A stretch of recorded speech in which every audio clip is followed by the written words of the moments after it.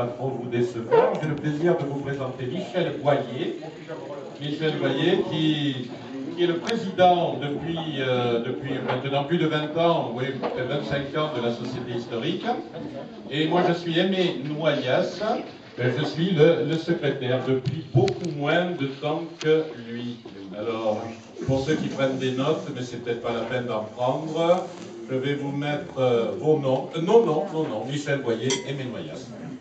Je voudrais en préambule m'excuser auprès de vous. Je vais m'asseoir de temps en temps parce que je ne savais pas si je pouvais aller venir aujourd'hui, parce que je souffre depuis 2 mois de ma jambe gauche et le corps médical est à la recherche de la cause depuis 2 mois. Alors donc de temps en temps, je suis obligé de m'asseoir. C'est la société. Merci d'avance pour les... Merci Michel. Alors Monsieur Chaput a très bien fait l'introduction, donc je n'ai plus rien à dire en ce qui concerne la présentation. La Société historique, c'est une association loi de 1901 bien sympathique, et dont on va fêter les 40 ans dans quelques jours, là, le 15 janvier prochain au Palais des Congrès d'Arcachon. On rassemble 620 membres qui sont répartis autour du bassin d'Arcachon, mais également dans le monde entier, enfin dans la France et dans le monde entier. On édite 4 bulletins par an et on fait diverses publications. Alors, on en a amené 3 aujourd'hui. Hein, voilà, là, par exemple, 1914-1918, le bassin d'Arcachon. Biganos, La Motte, Marche Prime, raconté par leur rue et lieu-dit. Et Andernos-les-Bains, raconté par ses rues et lieux-dits. On en a bien d'autres, hein, mais aujourd'hui, on s'est contenté de vous en proposer 3. S'il y en a qui en veulent, on a quelques exemplaires à votre disposition. Hein. Et puis, donc ces 4 bulletins, et en cadeau, vous aurez par couple un bulletin du mois de mai de l'année 2011. Là, on aura le plaisir de vous le remettre tout à l'heure, en cadeau. On fait des cours d'histoire locale, on fait des conférences comme aujourd'hui, on fait des visites sur le terrain. On a beaucoup d'activités, on s'intéresse bien sûr à la sauvegarde du patrimoine, de notre patrimoine bâti, mais aussi patrimoine immatériel. La cotisation, c'est une cotisation vraiment de principe, 25 €, et elle permet de recevoir les 4 bulletins trimestriels hein, dans sa boîte aux lettres. Notre local est à Arcachon, et on fait des permanences le mercredi, et bien sûr nous aurons plaisir à vous y accueillir dans notre local d'Arcachon, à la Maison des Associations, en espérant que l'ascenseur sera en service, parce qu'on est au 3e étage, et là, ce matin, il était en panne. Mais enfin, on se débrouille. Et puis, on a aussi un site internet, www.shaa.fr, et vous aurez sûrement beaucoup de plaisir à le visiter. On est impliqué dans pas mal de choses. On est impliqué dans le comité scientifique de la dune du Pilat, dont on appartient à ce comité. On fait partie du comité qui s'intéresse aux dunes modernes d'Arcachon à Mimizan. On fait partie, ou on va faire partie, hein, du parc naturel régional des Landes, des Landes de Gascogne. Hein. Des Landes, non, voilà. Il n'y a pas de plus dans cette affaire-là. Vous savez que la commune où nous sommes, là, fait partie du parc naturel régional hein, des Landes de Gascogne. Et on va faire partie d'ici quelques jours, je pense, du comité de gestion du parc marin du bassin d'Arcachon et de son ouvert, comme il s'appelle. On fait partie du comité de développement du bassin d'Arcachon-Val-de-Lay. Vous voyez qu'on est impliqué dans la vie locale. Hein. On fait partie de la Fédération historique du Sud-Ouest, qui rassemble toutes les sociétés du même type dans notre grande région. Et on est partenaire... Oh, quelqu'un amène le drapeau, c'est formidable. On fait partie on a plusieurs associations partenaires, l'Université du temps libre d'Arcachon, etc.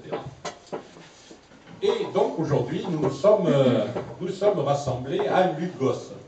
Alors Lugos, chose curieuse, ne fait pas partie du pays de Buch. Hein. Mais bon, c'est une commune amie. Hein. Ce sont des raisons historiques. Hein. Lugos était autrefois rattaché à l'évêché de Dax, enfin voilà, ne faisait pas partie ni de l'archevêché de Buch, ni de celui de Borne, si bien que nous ne l'avons pas pris en compte, en principe, dans nos activités.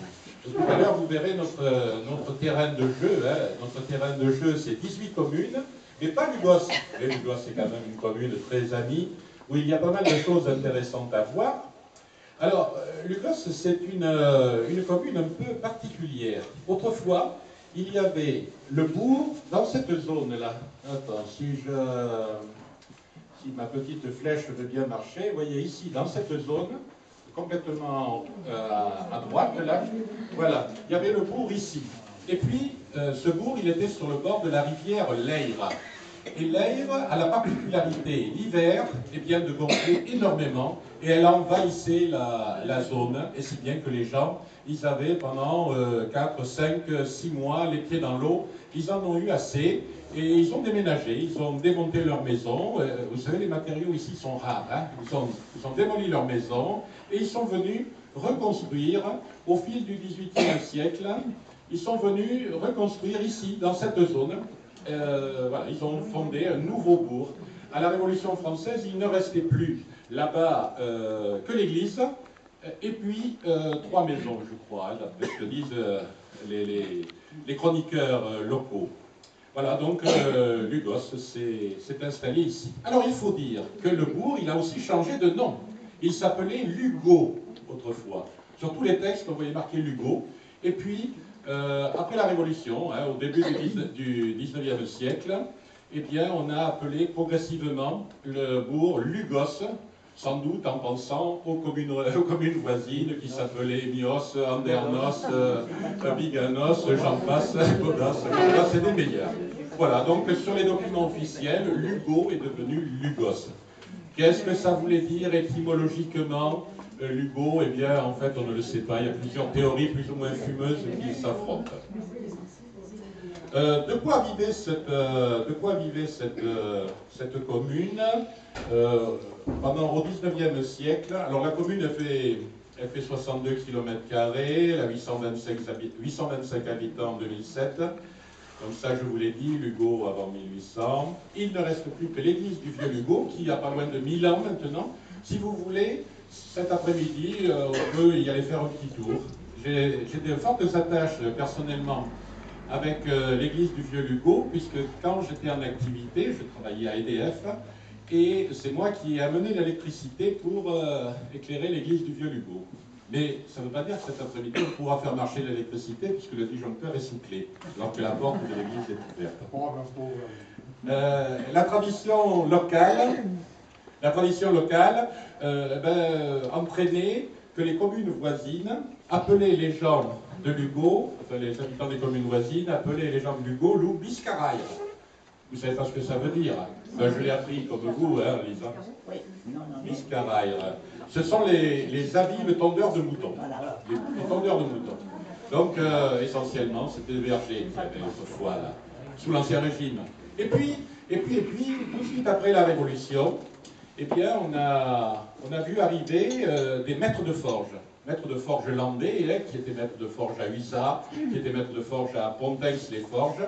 Et ils sont venus établir ici, sur une petite rivière qui s'appelle le Martinet, ils sont venus établir des forges. Parce qu'ici, on avait du minerai, hein, ça s'appelle la garluche, c'est une pierre qui est très dure et qui est très riche en oxyde de fer. Elle a à peu près 10-15% de fer à l'intérieur. Il y avait du bois pour les hauts fourneaux, hein, ou les bas fourneaux, hein, on ne sait pas trop si c'était des hauts ou des bas fourneaux. Il y avait de la main-d'œuvre. Et donc, les maîtres de forge, eh bien, ils avaient tout pour réussir. Et ils avaient également de l'énergie hydraulique pour faire marcher leur marteau ou leur martinet, hein, puisque un petit marteau, c'est un martinet. Donc, pendant très longtemps, ici, il y a eu une industrie sidérurgique, hein, ici, à Lugos. Alors, est-ce que c'est ce qui a donné idée à un géomètre, je crois que c'était un géomètre expert, qui a lancé un projet? Vous savez que la Gironde et les Landes sont deux très grands départements, et sûrement trop grands départements. Eh bien, il y a eu un projet au milieu du XIXe siècle de créer un département supplémentaire qui aurait pris un peu du territoire de la Gironde, un peu du territoire des Landes.